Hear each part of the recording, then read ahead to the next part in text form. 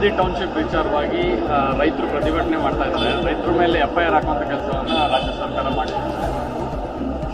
ಪ್ರಜಾಪ್ರಭುತ್ವ ವ್ಯವಸ್ಥೆಯಲ್ಲಿ ಸರ್ಕಾರದ ನಿಲುವನ್ನ ಪ್ರಜಾಪ್ರಭುತ್ವದ ಮಾದರಿಯಲ್ಲಿ ಪ್ರತಿಭಟಿಸುವ ಹಕ್ಕನ್ನು ಸಂವಿಧಾನವೇ ಕೊಟ್ಟಿದೆ.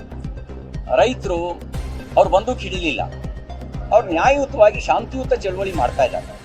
ಬಿಡದಿ ಟೌನ್ಶಿಪ್ ಬೇಡ ಅನ್ನುವಂಥ ಅವರ ಅಹವಾಲನ್ನ ಕಿವಿ ಕೊಟ್ಟು ಕೇಳಬೇಕು.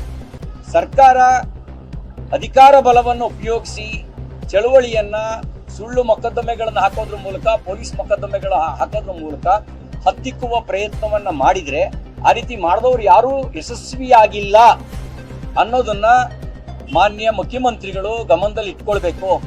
ತುರ್ತು ಪರಿಸ್ಥಿತಿ ಹೇರಿದಂಥ Shrimati Indira Gandhi after emergency she lost her power. ಆಕೆ ತನ್ನ ಅಧಿಕಾರವನ್ನು ಕಳ್ಕೊಂಡ್ಲು, ಅದು ನೆನಪಿರಬೇಕು.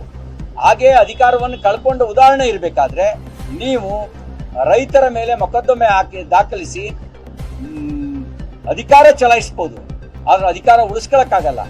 ರೈತರ ವಿಶ್ವಾಸವನ್ನು ಕಳ್ಕೊಂಡ್ರೆ, ರೈತ ವಿರೋಧಿಯಾಗಿ ವರ್ತನೆ ಮಾಡಿದ್ರೆ ಯಾವ ಸರ್ಕಾರನೂ ಉಳಿದಿಲ್ಲ. ಹಿಂದೆ ನವಲ್ಗುಂದ ನರಗುಂದದಲ್ಲಿ ಗೋಲಿಬಾರ್ ಮಾಡಿದ್ರು 82-83ರಲ್ಲಿ, ಮತ್ತೆ ಬರಲಿಲ್ಲ ಆ ಸರ್ಕಾರ. ಯಾವ ಸರ್ಕಾರ ರೈತ ವಿರೋಧಿಯಾಗಿ ವರ್ತನೆ ಮಾಡುತ್ತೆ ಆ ಸರ್ಕಾರ ಮತ್ತೆ ಆಡಳಿತಕ್ಕೆ ಬರಲ್ಲ. ನಿಮ್ಮ ಒಂದು ಅಧಿಕಾರದ ಕೊನೆಯ ದಿನಗಳಲ್ಲಿ ನೀವೇ ಅದಕ್ಕೆ ಮೊಳೆ ಹೊಡ್ಕೊಳ್ಳೋ ಕೆಲಸ ಮಾಡಬೇಡಿ.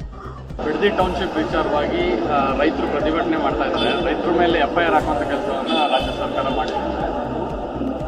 ಪ್ರಜಾಪ್ರಭುತ್ವ ವ್ಯವಸ್ಥೆಯಲ್ಲಿ ಸರ್ಕಾರದ ನಿಲುವನ್ನ ಪ್ರಜಾಪ್ರಭುತ್ವದ ಮಾದರಿಯಲ್ಲಿ ಪ್ರತಿಭಟಿಸುವ ಹಕ್ಕನ್ನು ಸಂವಿಧಾನವೇ ಕೊಟ್ಟಿದೆ.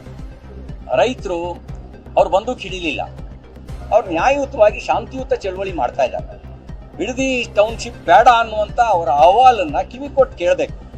ಸರ್ಕಾರ ಅಧಿಕಾರ ಬಲವನ್ನು ಉಪಯೋಗಿಸಿ ಚಳವಳಿಯನ್ನ ಸುಳ್ಳು ಮೊಕದ್ದಮೆಗಳನ್ನು ಹಾಕೋದ್ರ ಮೂಲಕ, ಪೊಲೀಸ್ ಮೊಕದ್ದಮೆಗಳ ಹಾಕೋದ್ರ ಮೂಲಕ ಹತ್ತಿಕ್ಕುವ ಪ್ರಯತ್ನವನ್ನ ಮಾಡಿದ್ರೆ, ಆ ರೀತಿ ಮಾಡಿದವರು ಯಾರೂ ಯಶಸ್ವಿಯಾಗಿಲ್ಲ ಅನ್ನೋದನ್ನ ಮಾನ್ಯ ಮುಖ್ಯಮಂತ್ರಿಗಳು ಗಮನದಲ್ಲಿ ಇಟ್ಕೊಳ್ಬೇಕು.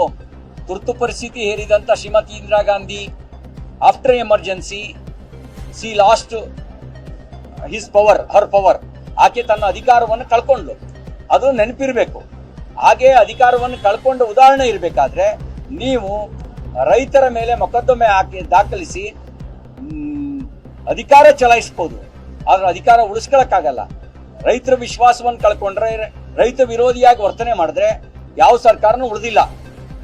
ಹಿಂದೆ ನವಲ್ಗುಂದ ನರಗುಂದದಲ್ಲಿ ಗೋಲಿಬಾರ್ ಮಾಡಿದ್ರು 82-83ರಲ್ಲಿ, ಮತ್ತೆ ಬರಲಿಲ್ಲ ಆ ಸರ್ಕಾರ. ಯಾವ ಸರ್ಕಾರ ರೈತ ವಿರೋಧಿಯಾಗಿ ವರ್ತನೆ ಮಾಡುತ್ತೆ ಆ ಸರ್ಕಾರ ಮತ್ತೆ ಆಡಳಿತಕ್ಕೆ ಬರಲ್ಲ. ನಿಮ್ಮ ಒಂದು ಅಧಿಕಾರದ ಕೊನೆಯ ದಿನಗಳಲ್ಲಿ ನೀವೇ ಅದಕ್ಕೆ ಮೊಳೆ ಹೊಡ್ಕೊಳ್ಳೋ ಕೆಲಸ ಮಾಡಬೇಡಿ.